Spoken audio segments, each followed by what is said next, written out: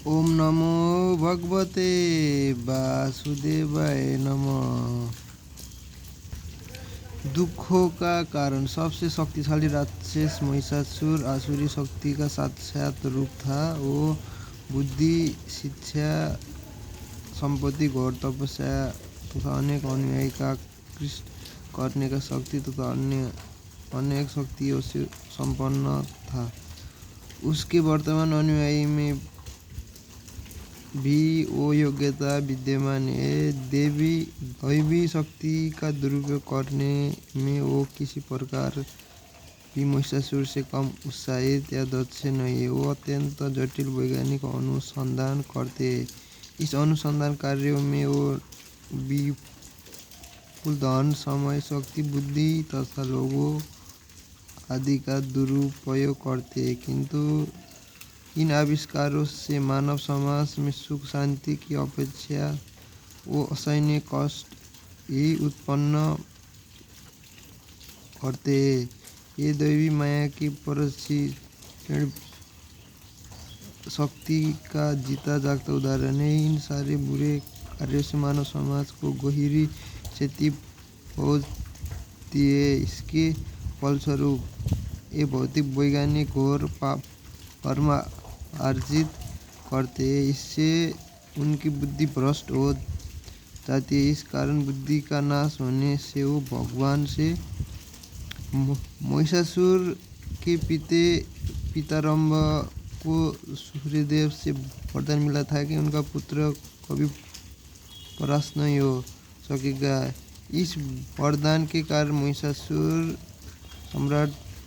महान सम्राट बन गया था। देवता ने विष्णु के संरक्षण की याचना की। विष्णु जी ने उन्हें बताया कि कोई माता जीव ही उसे हरा सकेगी। अतः भगवान देवी नाम से नारी रूप में उपस्थित हुए और उन्हें एक भीषण युद्ध से महिषासुर को पराजित किया।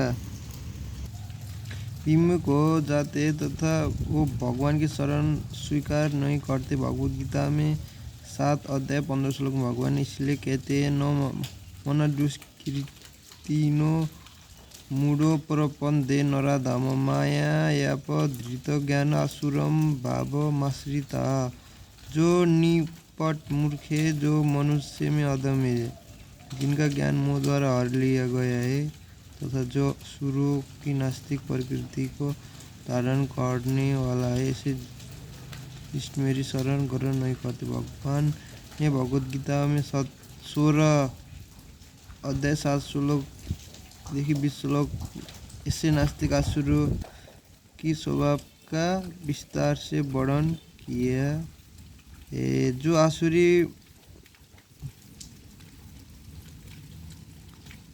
स्वभाव के वो ये नहीं जानते कि क्यों करना चाहिए और क्या नहीं करना चाहिए। उसमें न तो पवित्रता, न उचित आचरण और न ही सत्य पाया जाता है। वो कहते हैं कि जगत मिथ्या, इसका कोई आधार नहीं और इसका नियम किसी ईश्वर द्वारा नहीं होता। उनका कहना है कि एक हमेशा से उत्पन्न होता और काम के अतिरिक्त इस जगत के न होने के कोई अन्य कारण नहीं है। ऐसे निष्कर्षों का अनुमान करते हुए असुरी लोग, जिन्होंने आत्मा ज्ञान खो दिया और जो बुद्धिमान है, ऐसे अनुपयोगी और भयावह कार्यों से प्रवृत्त होते हैं, जो संसार का विनाश करने के लिए होते हैं।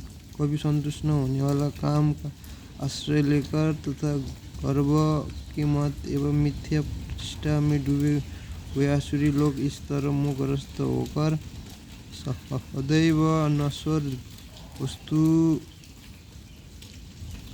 द्वारा आकृष्ट होकर पवित्र कर्म का व्रत लिए रहते हैं। उनका विश्वास है कि इंद्रियों की तुष्टि ही मानव सभ्यता की मूल आवश्यकता है। इस प्रकार मरते समय तक उनकी अपार चिंता सताती रहती है। वो हजारों इच्छा से जाल में बांधकर तथा काम और क्रोध में तल्लीन होकर इंद्रिय तृप्ति के लिए अवैध ढंग से धन संग्रह करते। आसुरी व्यक्ति सोचता है कि आज मेरे पास इतना धन है और आपकी अपनी योजना से मैं अधिक धन कमा लूँगा। इस समय मेरे पास इतना है, किंतु भविष्य में ये बढ़कर और अधिक हो जाएगा। वो मेरा शत्रु है और मैं उसे मार डाला है और मेरे अन्य शत्रु भी मार दिए जाएंगे। मैं सभी वस्तु का स्वामी हूँ, मैं भोक्ता हूँ, मैं पूर्ण शक्तिमान तथा सुखी हूँ।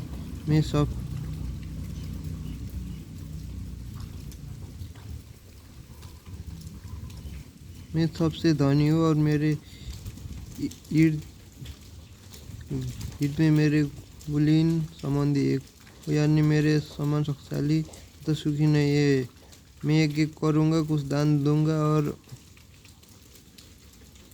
इस तरह से आनंद का अनुभव करूँगा। इस प्रकार ऐसे व्यक्ति अज्ञानवश मोहग्रस्त होते इस प्रकार अनेक चिंताओं से उद्विग्न होकर तथा मोह जाल में बंध कर वो इंद्रिय भोग में अत्यधिक आसक्त हो जाते और वो नरक में जा गिरते। अपने को श्रेष्ठ मानने वाला घमंडी तथा धनी और मिथ्या प्रतिष्ठा से मोहग्रस्त ऐसे लोग कभी कभी विविध विधानों को अनेक देखा कर केवल नाम के लिए बड़े गर्व से यज्ञ करते। मिथ्या अहंकार, बल, अपमान, काम और क्रोध से मोहित होकर आसुरी व्यक्ति अपने शरीर में तथा अन्यों के शरीर में स्थित भगवान से ईर्ष्या और वास्तविक धर्म की निंदा करने लगती। ईर्ष्यालु और नराधम लोगों की मैं भवसागर से निरंतर विभिन्न आसुरी योनियों में डालता रहता हूँ। एक कुंती पुत्र ऐसे व्यक्ति आसुरी योनि में बार बार जन्म ग्रहण करने हुए कभी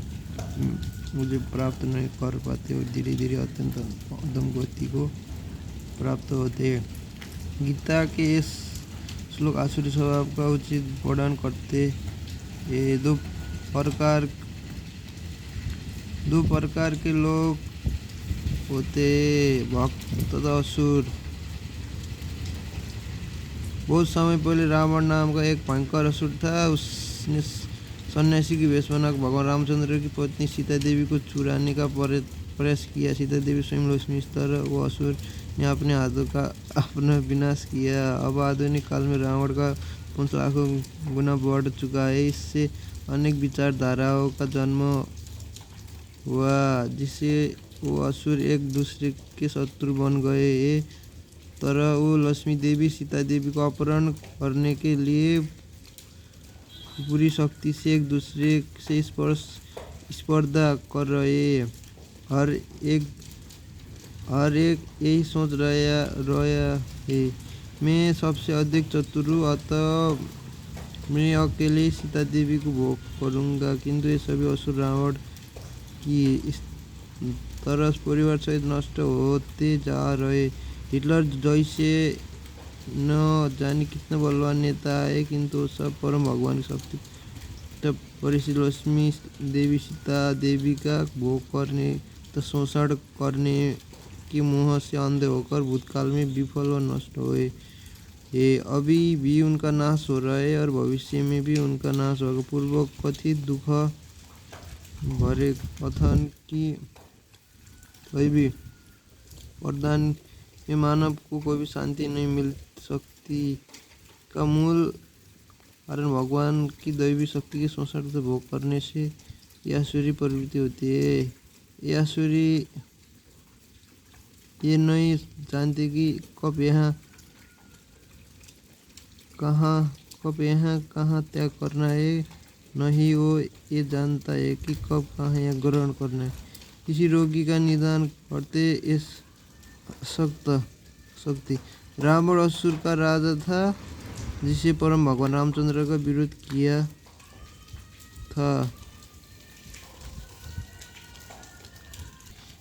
विरक्ति के सिद्धांत का सही प्रयास से निर्धारण करना होता है। मानव समाज में आसुरी मानसिकता के चलते रावण की तरह सीता देवी को चुराने का प्रवृत्ति परिलक्षित होती है। इस प्रवृत्ति का उपचार करने के लिए आसुरी स्वभाव को बदलना होगा। किसी भी तरह के उपचार के दो मुख्य कारक होता है। पहला ये कि रोगी को स्वच्छ परिवेश में रखा गया और दूसरा ये कि उसे औषधि तथा भोजन नियमपूर्वक समय पर दिया गया।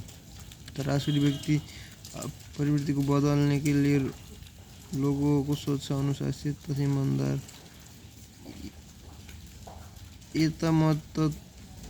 ये मत तत्पथ अर्थात जिसने मत है मुक्ति के उतनी इस सिद्धांत के समर्थन से कोई लाभ नहीं होगा। ये सिद्धांत तो मानव समाज को भ्रमित व धोखा देने वाला स्वच्छता गंदे को सच्चे तथा झूठे को समान मानने से किसी भी रोगी को ठीक कर पाना तो दूर इसका उपचार कर पाना भी असंभव हो जाएगा।